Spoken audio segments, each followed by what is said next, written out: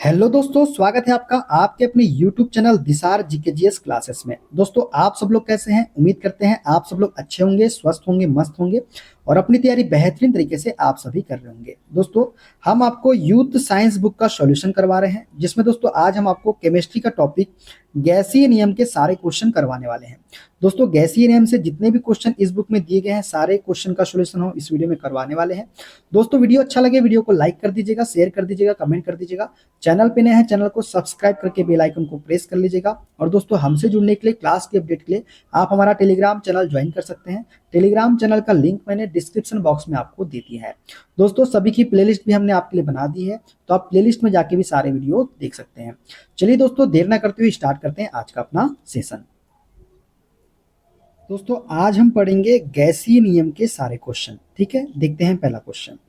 किसी गैस को डैश द्वारा द्रवित किया जा सकता है। दोस्तों, किसी गैस को जो है उच्च दाब और निम्न ताप के द्वारा जो है द्रवित किया जा सकता है। किसके द्वारा? उच्च दाब और निम्न ताप के द्वारा। दोस्तों, गैस का द्रवीकरण गैस को द्रव अवस्था में बदलने की प्रक्रिया है। इसे संघनन भी कहते हैं। किसी गैस को द्रवीकृत करने के लिए उच्च दबाव और निम्न तापमान की आवश्यकता होती है। द्रवीकरण की प्रक्रिया एक जटिल प्रक्रिया है, जिसमें बड़े बड़े टरबाइन्स का उपयोग करके उच्च दबाव और निम्न तापमान प्राप्त किया जाता है। ठीक है, देखते हैं अगला क्वेश्चन। यदि स्थिर आयतन पर किसी गैस का दाब बढ़ाकर दोगुना कर दिया जाए तो गैस द्वारा किया गया कार्य डैश होगा। दोस्तों, यदि स्थिर आयतन पर किसी गैस का दाब बढ़ाकर दोगुना कर दिया जाए तो गैस द्वारा किया गया कार्य जो होगा वो क्या होगा? शून्य होगा। क्या होगा? शून्य हो जाएगा। दोस्तों, ऊष्मागतिकी के अनुसार आयतन परिवर्तन के दौरान नियत दाब पर किया गया कार्य W बराबर होता है P डेल V के।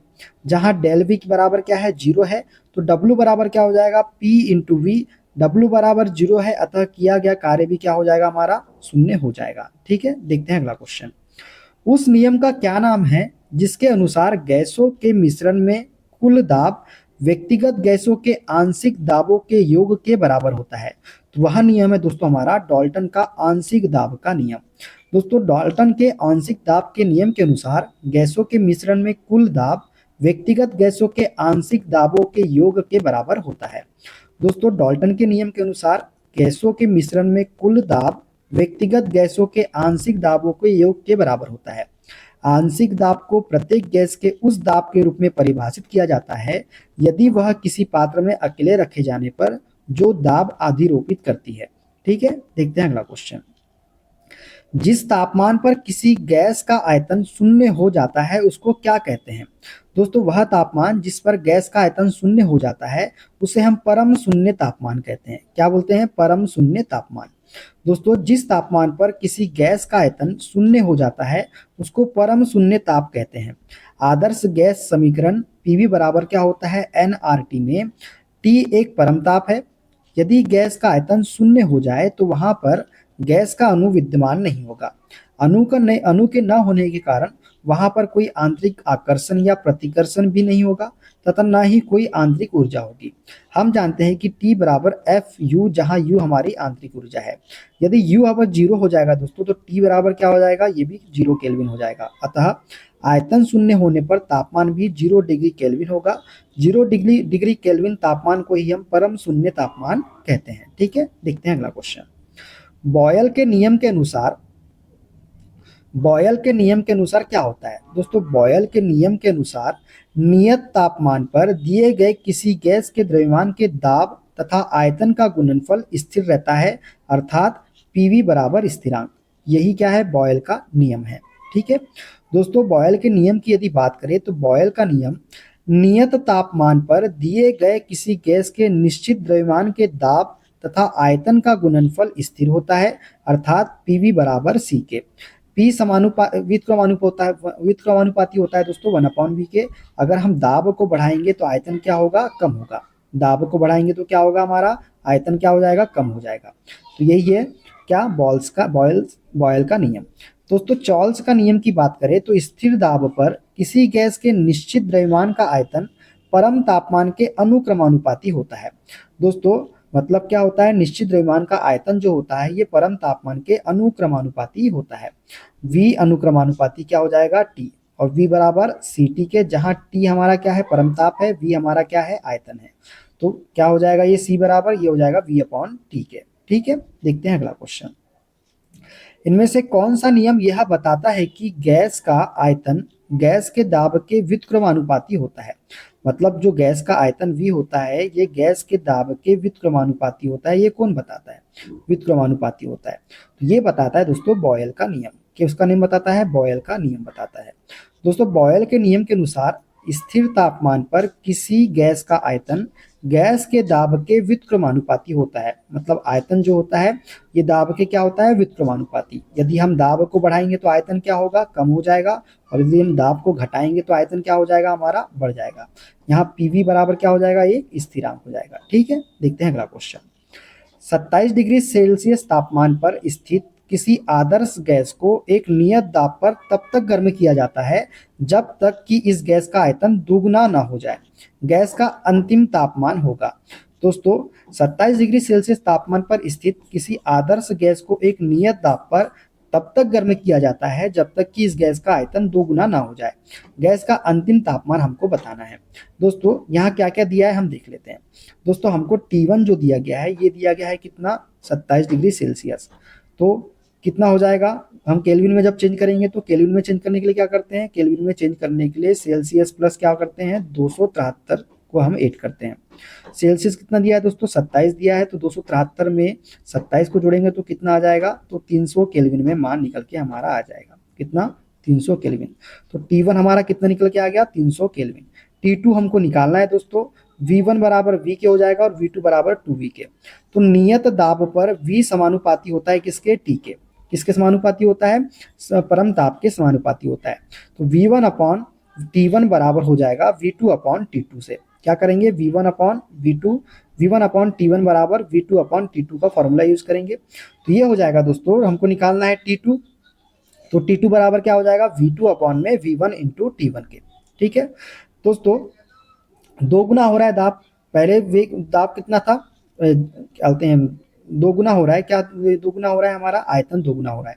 आयतन 2 गुना हो रहा है पहले, तो क्या हो जाएगा, आयतन हमारा पहले V1 था, अब क्या है V2 है। मतलब अब 2 गुना हो रहा है तो 2V अपॉन में V हो जाएगा बराबर इंटू में T1 कितना है हमने निकाला, 300 केल्विन, और बराबर में कितना हो जाएगा, T2 के। कितना हो जाएगा, T2 के बराबर ही हो जाएगा। तो V से भी कट जाएगा दोस्तों, 2 तिया 6, तो T2 हमारा कितना निकल के आ जाएगा, 600 केल्विन निकल के आएगा। कितना, 600 केल्विन। अब ये केल्विन में आया दोस्तों, हमको तो सेल्सियस में आंसर निकालना है। कितने में निकालना है, सेल्सियस में आंसर निकालना है। तो जब सेल्सियस में निकालेंगे तो हम जानते हैं कि केल्विन बराबर क्या होता है, C सेल्सियस प्लस 273। तो ये केल्विन कितना आया, 600 आया। सेल्सियस में निकालना है प्लस 273। तो 600 में से 273 घटाएंगे दोस्तों तो कितना निकल के आ जाएगा, 327 degree Celsius. Option number B वाला। ठीक है, देखते हैं अगला क्वेश्चन दोस्तों। अभिलाक्षणिक गैस समीकरण PV बराबर nRT किस गैस के लिए सही प्रकार से लागू होता है। तो दोस्तों अभिलाक्षणिक गैस समीकरण PV बराबर nRT जो है यह आदर्श गैस के लिए सही प्रकार से लागू होता है। किस गैस के लिए, आदर्श गैस के लिए।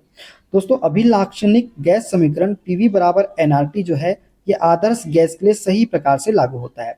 अभिलाक्षणिक गैस समीकरण आदर्श गैस के स्थिर द्रव्यमान के लिए PV बराबर क्या होता है, nRT होता है। जब बॉयल एवं चार्ल्स के नियम संयुक्त करते हैं तो गैस समीकरण नियम बनता है। कौन सा नियम बनता है, गैस समीकरण नियम बनता है जब बॉयल एवं चार्ल्स के नियम को हम संयुक्त करते हैं तब। देखते हैं अगला क्वेश्चन। निम्न में से कौन सा नियम गैस से संबंधित नहीं है। तो दोस्तों बॉयल का नियम संबंधित है, एवोगैड्रो का नियम भी संबंधित है, और चार्ल्स का नियम भी संबंधित है। जो जूल का नियम है दोस्तों ये गैस से संबंधित नियम नहीं है। दोस्तों जूल का नियम क्या है, जब विद्युत तार में विद्युत धारा प्रवाहित होती है तो धारा प्रवाह से तार के प्रतिरोध के कारण इस तार में ऊष्मा उत्पन्न हो जाती है। इसे हम क्या बोलते हैं, जूल का नियम कहते हैं।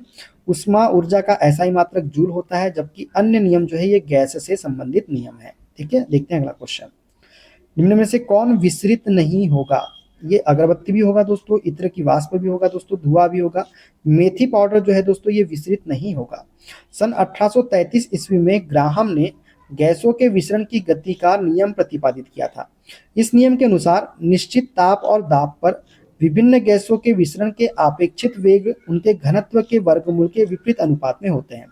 इस नियम के अनुसार क्या होता है, निश्चित ताप और दाब पर विभिन्न गैसों के विसरण के आपेक्षित वेग उनके घनत्व के वर्गमूल के क्या होते हैं, विपरीत अनुपात में होते हैं। यदि दो गैसों के आपेक्षिक घनत्व d1 एवं d2 हो तथा उनके विसरण वेग क्रमशः r1 और r2 हो तो ये क्या हो जाएगा, r1/r2 बराबर अंडर रूट में d2/d1। ठीक है, विपरीत अनुपात में, वर्गमूल के विपरीत अनुपात में। वर्गमूल ये हो गया और विपरीत अनुपात हो क्या हो गया, विपरीत अनुपात d2/d1। चूंकि मेथी पाउडर गैस नहीं है अतः यह विसरित नहीं होगी। ठीक है, देखते हैं अगला क्वेश्चन। विसरण के बारे में निम्न में से क्या सही नहीं है। दोस्तों, गैसों के विसरण की दर उनके आयतन पर निर्भर करती है, यही हमारा सही नहीं है। विसरण में कण उच्च सांद्रता से निम्न सांद्रता की ओर गति करते हैं, ये सत्य कथन है। दोस्तों, गैसों के विसरण की दर ठोस और द्रव की तुलना में अधिक होती है, ये भी सत्य है दोस्तों। और विसरण केवल तभी संभव है जब पदार्थ के कण लगातार गतिमान अवस्था में हो, तो ये भी सत्य कथन है। तो पहला ही वाला हमारा क्या हो जाएगा, असत्य हो जाएगा। दोस्तों, ग्राहम के विसरण के नियम के अनुसार किसी गैस के विसरण की दर उसके कणों के द्रव्यमान के वर्गमूल के व्युत्क्रमानुपाती होती है, अर्थात गैस के विसरण की दर उसके आयतन पर निर्भर नहीं करती। ठीक है, देखते हैं अगला क्वेश्चन। गैसों का कौन सा गुण इन्हें सुवाह्य बनाता है। तो दोस्तों, ये बनाता है संपीडिता। संपीडिता जो है ये गैसों को सुवाह्य बनाता है। दोस्तों, गैस का कोई निश्चित आकार तथा आयतन नहीं होता है। सामान्य वायुमंडलीय दाब पर किसी गैस के द्रवणांक कमरे के ताप से कम होते हैं। गैसों में संपीडिता बहुत अधिक होती है जो उन्हें क्या बनाती है, सुवाह्य बनाती है। ठीक है, देखते हैं अगला क्वेश्चन। डाल्टन का आंशिक दाब का नियम निम्न में से किस समीकरण पर लागू होता है। दोस्तों, जो डाल्टन का आंशिक दाब का नियम जो है ये होता है लागू हमारा CO+H2। ठीक है, CO+H2 पर सही तरीके से लागू होता है। ठीक है दोस्तों, जब दो या दो से अधिक गैसें जो निश्चित ताप व निश्चित दाब पर एक बंद पात्र में रखी हो परंतु उनमें कोई रासायनिक अभिक्रिया न हो तब उनका कुल दाब अलग अलग गैसों के आंशिक दाब के योग के बराबर होता है। यह डाल्टन का आंशिक दाब का नियम कहलाता है। माना किसी गैसीय मिश्रण का कुल दाब P तथा उपस्थित गैसों के दाब P1, P2, P3 dash dash Pn है, तब डाल्टन के आंशिक दाब के अनुसार P बराबर क्या हो जाएगा, P1 plus P2 plus P3 plus dash dash Pn होगा। सभी समीकरण CO+H2 पर डाल्टन का आंशिक दाब का नियम लागू होता है। ठीक है, देखते हैं अगला क्वेश्चन। गैस की मात्रा व्युत्क्रमानुपाती होती है। तो दोस्तों, गैस की मात्रा जो है ये व्युत्क्रमानुपाती होती है किसके, दाब के व्युत्क्रमानुपाती होती है गैस की मात्रा। दोस्तों, बॉयल के नियम के अनुसार स्थिर ताप पर किसी गैस की निश्चित मात्रा का आयतन दाब के व्युत्क्रमानुपाती होता है। यदि स्थिर ताप पर किसी गैस के निश्चित मात्रा का आयतन V और दाब P है तो क्या हो जाएगा, V व्युत्क्रमानुपाती 1/P स्थिर ताप पर, और PV बराबर क्या हो जाएगा K के, तो जहाँ K क्या है हमारा स्थिरांक है। ठीक है, अर्थात स्थिर ताप पर किसी गैस की निश्चित मात्रा के आयतन और दाब का गुणनफल हमेशा क्या होता है, स्थिर होता है। ठीक है, देखते हैं अगला क्वेश्चन। एक आइडियल गैस का 4 ग्राम 54.6 केल्विन एवं 2 एटमॉस्फेरिक दबाव पर 5.6 मीटर क्यूब का परिमाण वॉल्यूम प्राप्त करता है, उसका आणविक भार क्या होगा। दोस्तों, आणविक भार के बारे में हमको पूछा है और एक आइडियल गैस का द्रव्यमान हमको दिया गया है। दोस्तों, डायरेक्टली हम फॉर्मूला बता दें कि आपको आणविक भार का, जिससे डायरेक्टली ये क्वेश्चन आसानी से बन जाए। चलिए बता दें क्या, चलिए बता देते हैं। दोस्तों, आणविक भार का जो सूत्र होता है, थोड़ा पेन को बड़ा कर लेते हैं। आणविक भार का डायरेक्टली जो सूत्र होता है दोस्तों वो होता है M बराबर WRT डिवाइडेड बाई PV। ये डायरेक्ट निकालना है। अगर मान आपको इस बुक के सॉल्यूशन में नहीं जाना है तो ये फॉर्मूला आप याद रख लीजिएगा। आणविक भार का फॉर्मूला होता है आइडियल गैस समीकरण में WRT अपॉन में PV। अब यहाँ पे W क्या है दोस्तों, W जो है दोस्तों ये है हमारा गैस का द्रव्यमान। क्या है, आइडियल गैस का क्या है, ये द्रव्यमान है। R क्या है, यहाँ पे R हमारा स्थिरांक है। T क्या है, यहाँ पे T हमारा तापमान है। P हमारा दाब है और V हमारा क्या है, आयतन। सभी के बारे में सब पता चल गया क्या क्या है। W क्या है, गैस का द्रव्यमान। R क्या है, R हमारा है स्थिरांक। T क्या है, तापमान। P क्या है, दाब है। और V क्या है, हमारा आयतन है। क्लियर, अब तो की दिक्कत नहीं। चलिए अब इसी फॉर्मूले में हम मान रखते हैं हमको जो जो चीज दिया गया है। थोड़ा पेन और बड़ा कर लेते हैं ताकि इजीली आपको ये समझ में आए। तो फॉर्मूला होता है दोस्तों M बराबर, ये होता है M बराबर WRT अपॉन में 100। यही होता है, अभी बताया, यही हमने बताया, सॉरी दोस्तों, WRT अपॉन में PV के। अब दोस्तों W क्या बताया मैंने आपको, गैस का द्रव्यमान। गैस का द्रव्यमान कितना दिया है दोस्तों हमको, 4 ग्राम दिया गया है, बिल्कुल 4 ग्राम दिया गया है, 4 ग्राम इंटू R स्थिरांक है दोस्तों। तो जब भी आइडियल गैस समीकरण की बात आए दोस्तों, तो R जो स्थिरांक उसका जो मान लेना है दोस्तों, आपको वो लेना है 0.82। क्या लेना है, 0.82 लेते हैं, ठीक है। T का मान कितना है, तापमान ये है 54.6 डिवाइडेड बाई P क्या है हमारा, P है हमारा क्या दोस्तों, दाब। दाब कितना है दोस्तों हमारे पास में, दाब कितना है 2 एटमॉस्फेरिक, तो यहाँ पे लेंगे 2। V कितना है दोस्तों, आयतन। आयतन कितना है 5.6, तो 5.6 हम यहाँ पे ले लेंगे। क्लियर हो गया, इतना समझ में आ गया कैसे किया हमने। आणविक भार का जो सूत्र होता है वो होता है WRT अपॉन में PV के, ठीक है। W यहाँ पे गैस का गैस का क्या है, द्रव्यमान। R हमारा स्थिरांक है, T हमारा तापमान है, P हमारा दाब है, V हमारा आयतन है। सभी के जिसके मान हमको दिए गए थे हमने सबके मान यहाँ पे रख दिए। अब इसको सॉल्व करेंगे दोस्तों, तो ये वाले पॉइंट से दोस्तों ये पॉइंट कट गया, ये पॉइंट को जब हटाएंगे तो नीचे क्या आ जाएगा, 2 जीरो आ जाएगा। आएगा कि नहीं आएगा, आ गया। तो फाइनली जब ये तैयार होगा तो क्या हो जाएगा, ये हो जाएगा 4 इंटू 82 इंटू 546, क्या हो जाएगा 546 डिवाइडेड बाय 2 इंटू 5600 के, यही होगा, इतना ही होगा। अब दोस्तों इसको काटेंगे, 4 से इसको काटेंगे दोस्तों, देख कितने बार में जाएगा, 4 एकम 4, 4 चौ 16, 1400 बार में चले गया। 2 से काट देते हैं दोस्तों 82 को, तो कितने बार जाएगा, 41 बार में जाएगा। अब दोस्तों 41 इंटू 546 करेंगे, आप ख्याल करके देखिएगा तो 22,386 आएगा। कितना आएगा, 22,386 आएगा। और इसको किससे डिवाइड करना है, 1400 से डिवाइड करना है।